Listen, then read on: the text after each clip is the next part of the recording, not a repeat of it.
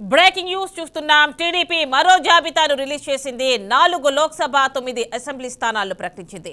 భీమిలి గంటా శ్రీనివాసరావు, చీపురుపల్లి కళా వెంకట్రావు, కదిరి వెంకట ప్రసాద్, పాడేరు వెంకట రమేష్, గుంతకల్లు గుమ్మనూరు జయరాం, దర్శి గొట్టిపాటి లక్ష్మికి కేటాయించారు. ఇక ఎంపీ అభ్యర్థుల విషయానికి వస్తే ఒంగోలు సీట్ను మాగుంట శ్రీనివాసులరెడ్డికి కేటాయించారు.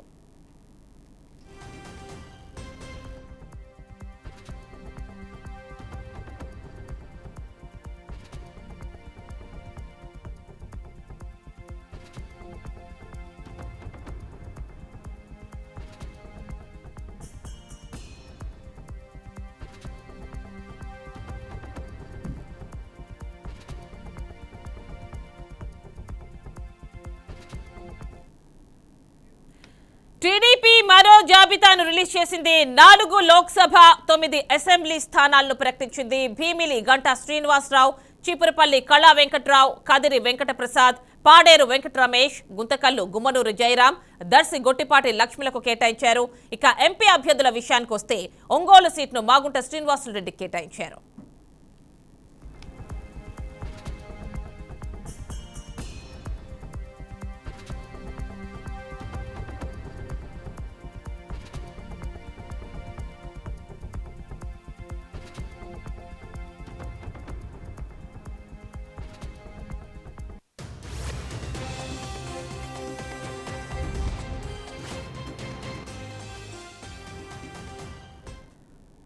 ఇక ఇదే అంశానికి సంబంధించి మరిన్ని డీటెయిల్స్ మా కరెస్పాండెంట్ ఏడుకొండలు విజయవాడ నుంచి అందిస్తారు.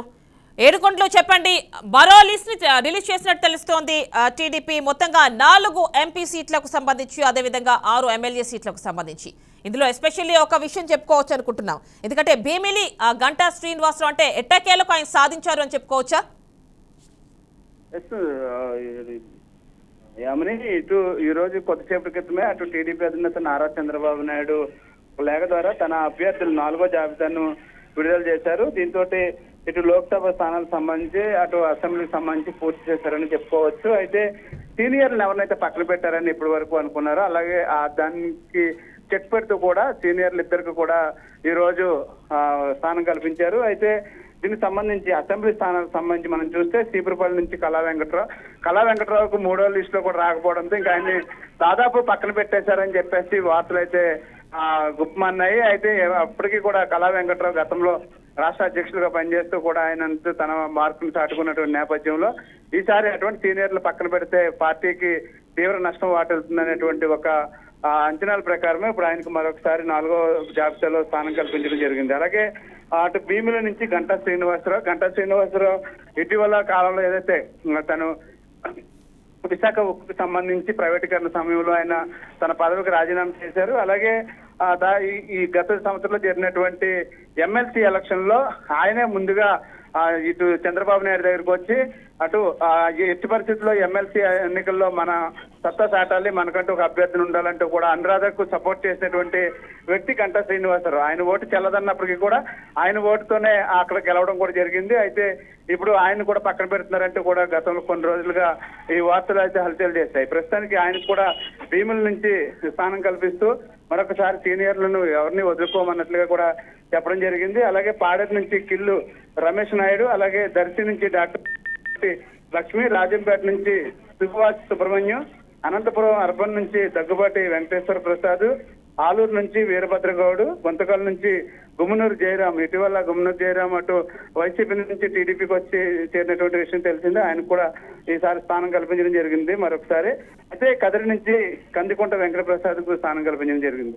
మరోవైపు లోక్సభ అభ్యర్థులు చూస్తే విజయనగరం నుంచి కలిశెట్టి అప్పలనాయుడు, అలాగే ఒంగోలు నుంచి మాగుంట శ్రీనివాసులరెడ్డి, ఇతను అలాగే కడప నుంచి తడిపిరాళ్ల భూపేశ్ రెడ్డికి స్థానం కల్పించారు. అనంతపురం నుంచి అంబికా లక్ష్మీనారాయణ. మొత్తం మీద టీడీపీ 17 సంబంధించి పార్లమెంట్ స్థానాలను పూర్తి స్థాయిలో ప్రకటించింది. అలాగే అసెంబ్లీ స్థానాలు కూడా పూర్తి స్థాయిలో ప్రకటించింది. ఇక ఎన్నికల సమరమే అన్నట్లుగా వెళ్ళిపోవాలంటూ కూడా అందరూ కూడా ప్రజాక్షేత్రంలో తేల్చుకుని రావాలి. ప్రజాక్షేత్రంలో అందరూ కూడా ఈ రోజు నుంచి ఆ ప్రజాక్షేత్రంలో ఉండాలంటూ కూడా ఆయన ఇప్పటికే ఈ నాయకులకి శ్రేణులకి అయితే పిలుపునిచ్చినటువంటి పరిస్థితికి కనిపిస్తూ ఉంది. అంటే ఇక్కడ ఏడుకొండలు ఏ విధంగా చూడాలి? ఎందుకంటే చాలా వ్యతిరేకత వస్తున్న నేపథ్యంలోనే అంటే రకరకాల ప్లేసెస్లో మనం చూస్తున్నాం. తిరుపతి కావచ్చు, ఏలూరు కావచ్చు, ఇంకా చాలా ప్లేసెస్లో వ్యతిరేకత వస్తుంది. సో ఈ నేపథ్యంలోనే సీనియర్స్కి అవకాశం కల్పించారు.